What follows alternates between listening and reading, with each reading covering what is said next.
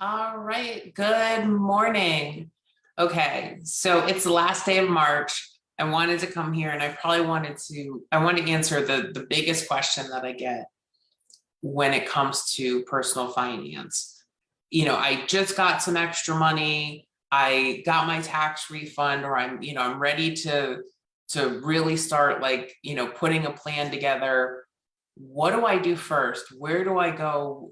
What do I do? And so I'm going to give you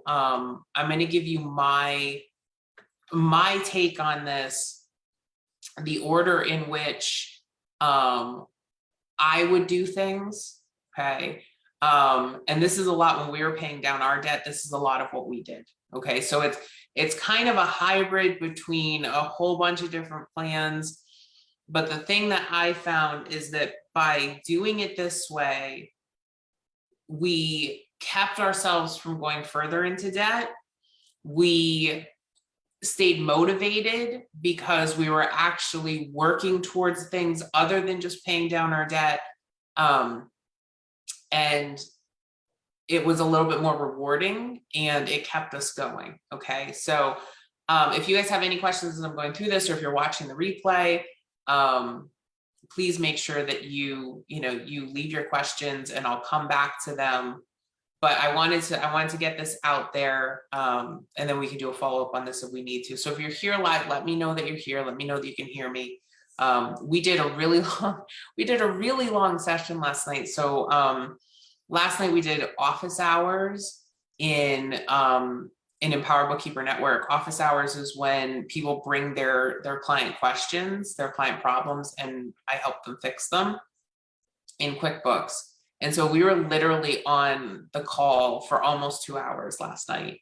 So I wanted to make sure I got everybody's questions answered before we got off the call. It was a super good call. People learned a lot. But I love doing those calls because that's my background. My background is a fixer.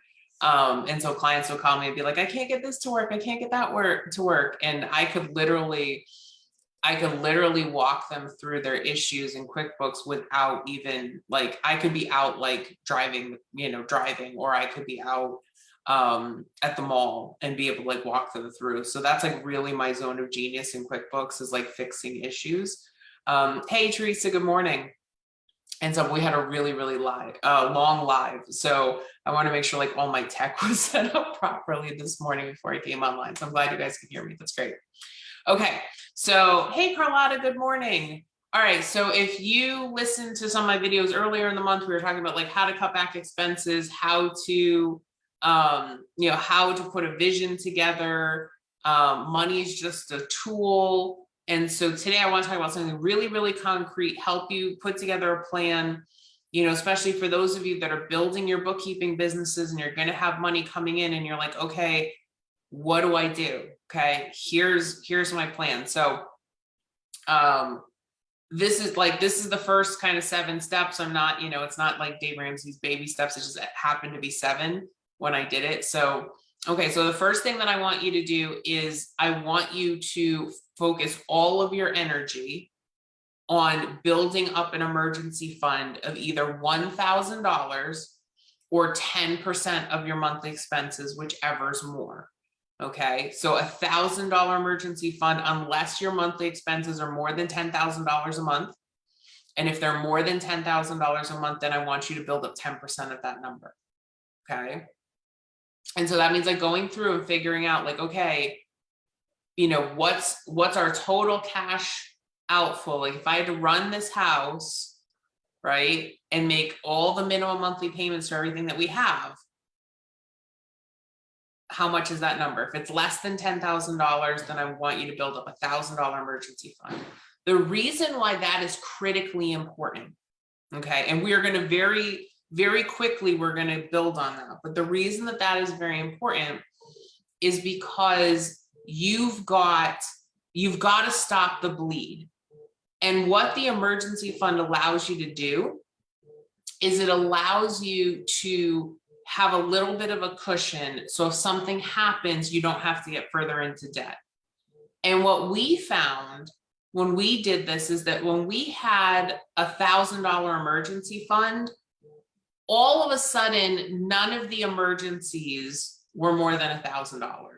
Like it was this really weird, like Murphy's Law thing. Okay. And so if you build up that $1,000, and again, we're going to build on that really early on in the process. Okay. But I want you to do that first, because the problem is if you start putting money into your retirement, if you start paying down debt and you don't have that cushion, you're immediately going to undo all the progress that you've made. Okay, so I hope that makes sense. So you're going to build up that emergency fund. And if for some reason you ever have to use up that money, right, and you go below the $1,000 or below the 10%, then I want you to stop where you are and I want you to go back, okay, and build up that emergency fund again, okay?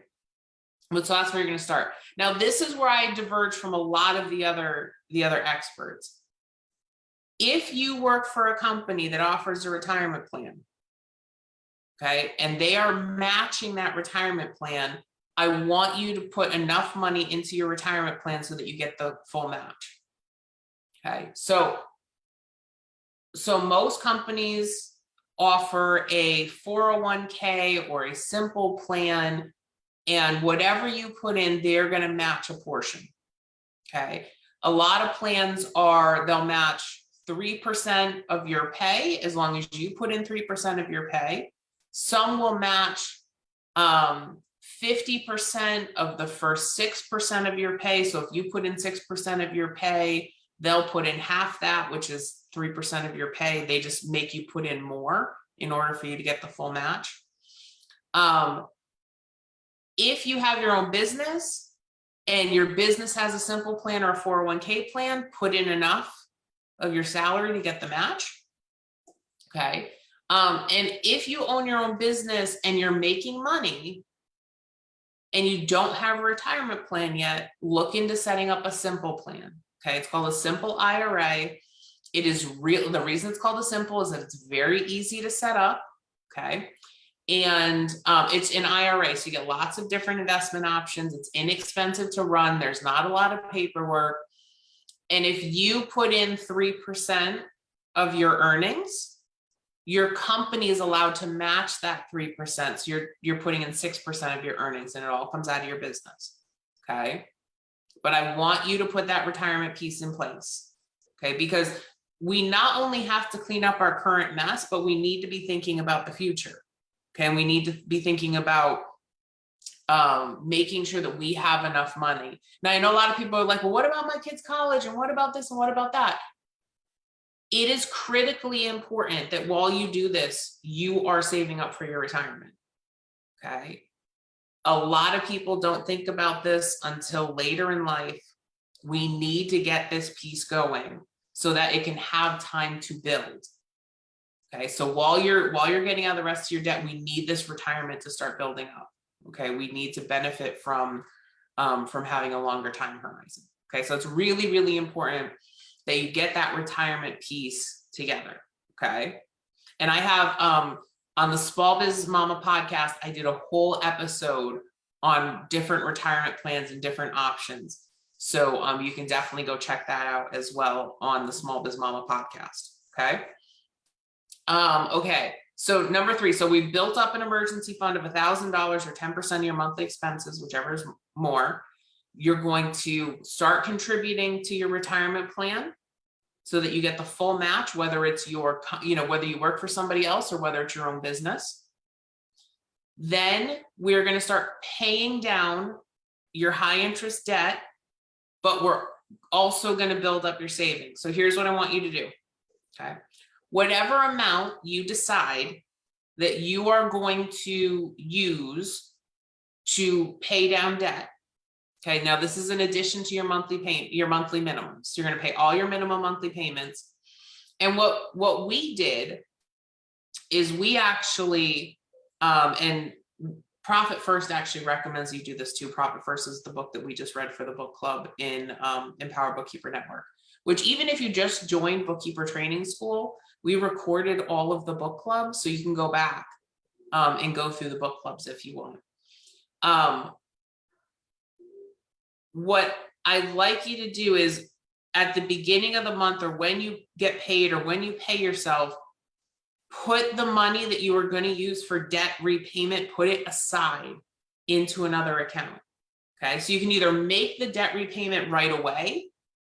So like, you know, if you get paid today and you say, okay, I'm going to take $500 from what I got paid, or $200 of what I got paid, or $50 of what I got paid, I am going to use that to pay down debt. Do not wait. Okay, do not wait. Do not let it sit in your checking account, because otherwise it will get spent on something else. The kids are going to need new shoes. Something is going to break. You're not going to want to touch your emergency fund. Something's going to happen. That money's not going to go. So the one thing that I was incredibly religious about when we were paying down our debt is that as soon as money came into the account, the amount that was going to go to our debt went right back out. Okay, it went right back out. So what I want you to do is, whatever that amount is, what, $50, $100, $200, $1,000, whatever it is, I want you to take 75% of that money and you're going to use it to pay down debt. And then the other 25% of that money, I want you to put it in your emergency fund. Okay. So what this is going to do is you're going to make great progress on your debt, but you're going to also keep building up that emergency fund. Okay. So 75% is going to go to pay down high interest debt. 25% is going to go into your savings account until you have 1 full month of expenses built up in that savings account. Okay. So my goal for you in this journey is to get 1 full month in that savings account, 1 full month of expenses in that savings account while you're paying down your debt. Okay. Once you have that finished, okay, so once you've hit that full month of expenses, I want you to continue to take that 25%. I want you to put in a different savings account, and I want it to be for something fun. Something fun. It could be a vacation, a pool, a new car, something that you really want, not for your kids, not for your spouse, but something that you really want. Okay. And I know as moms are like, well, if my kids really want it, then I want it to. That's great. And you could do a family vacation, but I want it to be something that you want to do. Okay. Because what this is going to do is this is going to help keep you motivated to keep going. Okay. When you know, like, hey, okay, if I get $100, then I'm going to put $25 in the vacation fund and $75 to pay off our debt. But if I can, if I can scrimp and save a little bit, maybe I pick up an extra client, maybe we finagle, we eat less meat this month, and I can squeeze another $50 or $100 out of the budget. That's an extra, right? If I can squeeze an extra $100 out, then I can put $50 in the account instead of just 25. Right. And so it keeps you motivated to keep thinking, like, what can I cut back? Because you want that vacation, you want that pool, you want that thing, right? You want to be able to take the kids to the beach, right? And you would love a beach day, right? Or you love a beach vacation. And so that's going to help keep you motivated, knowing that the more money that you can squeeze out of your budget, the more money is going to go towards that vacation. But remember, 75% of that money is going to go down to paying towards your debt. Okay, so that's going to keep you motivated to keep going. Okay. Now, a lot of people ask me how should I pay down my debt? So there's two schools of thought on this. So one school of thought is the Dave Ramsey method, which Dave Ramsey says, you list all your debts, smallest to largest, and you pay off the smallest ones. We did that. That's what we did. If I did it again, I would factor in interest rates a little bit. So what David Bach talks about in his books is he says, to take your take the amount of each debt and divide it by the minimum payment, and then figure out how many payments you have left. Pay off the one with the smallest number of payments. Okay, and that's what he does. Okay. I separate debts into high interest debts and low interest debts. So a low interest debt is anything that's less than 5%. Okay. A high interest debt is anything that is more than 10%. And then you kind of have these debts in the middle that are anywhere between 5 and 10. I would be trying to pay off higher interest debt first, things like credit cards, anything that has an interest rate of more than 10% would become a priority for me. But again, I'd use those methods like either which one has the smallest balance or which one can I pay off the fastest, and try to knock those out, because the more of those you can knock out, the more money you free up, right? That becomes extra payments towards the next step. Okay. So once all your high interest debt is paid off, okay, I want you to increase your retirement savings to 15% of your total income. Okay, we're going to turbocharge that retirement. And I've had a lot of people argue with me like, no, I need to save for college in here. Listen, as someone who, paid for a good chunk of my college, and I did have help, I am more afraid of, making sure that all of our parents are going to be okay in their retirement than, having my education paid for. And even for Eric, when I look at that and say, okay, if I have the choice between making sure his college is paid for and making sure that we'll never have to rely on him, I want to make sure we're not going to have to rely on him. And so if he's got to pay for his own college so that we can, make sure that we never have to ask him for money, that's the better way to go. Okay. And I know from talking to lots of clients, that's a huge worry with a lot of my clients is, are my parents going to be okay? Did they save enough money? It is really important that we take that worry off our kids' plates. Okay. So I want you to crank up your retirement savings. After you paid off all your high interest debt, I want you to crank up your retirement savings. Okay. So remember, we've been saving this whole time. Okay. But now it's time to crank it up. Okay, so that's number 4, crank up your retirement savings to 15% after you paid off all your high interest debt. So at this point, you may still have some student loans, you may still have a mortgage, you may have a low interest car loan, okay? And we're going to continue to pay those down, okay? But I want you to crank up your retirement first, okay? Once you've cranked up your retirement to 15%, okay, this is pretty comprehensive. Like, this is a multi-year plan, okay, for most people.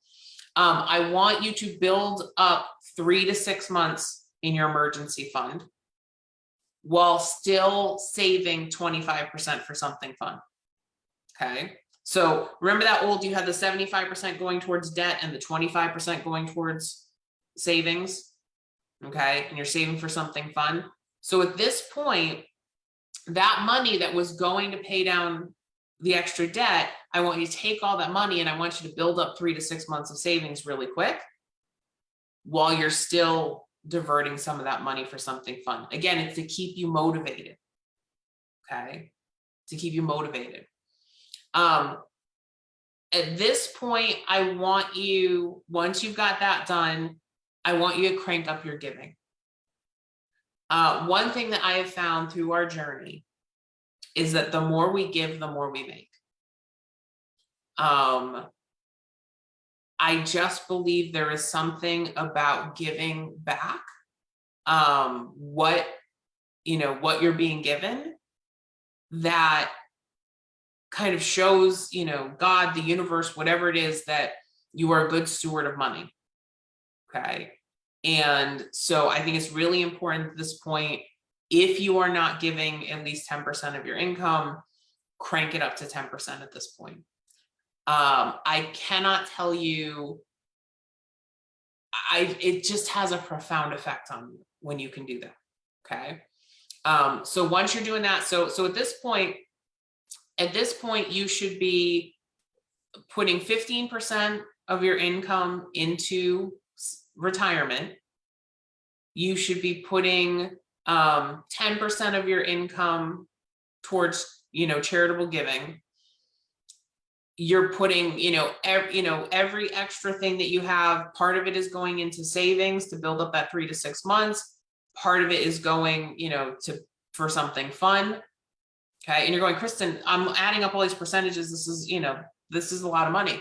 Think about it though, how much of your money right now is going towards paying down debt, right? How much of your monthly budget is minimum payments on credit cards, minimum payments on other high interest debt? Once you start cleaning that up, that is going to free up a lot of money in your budget. What I want you to do is I want you to reallocate that money to actually building something for you, right? For building something for you. And so that's why we're doing this, okay? And then at this point, once you have all these other things cranking, now you can start saving for college. Okay, so if you want to put some money aside for your kids' college, I wouldn't put more than 10% of your income away. Okay, there are limits for how much you can put into the accounts each year.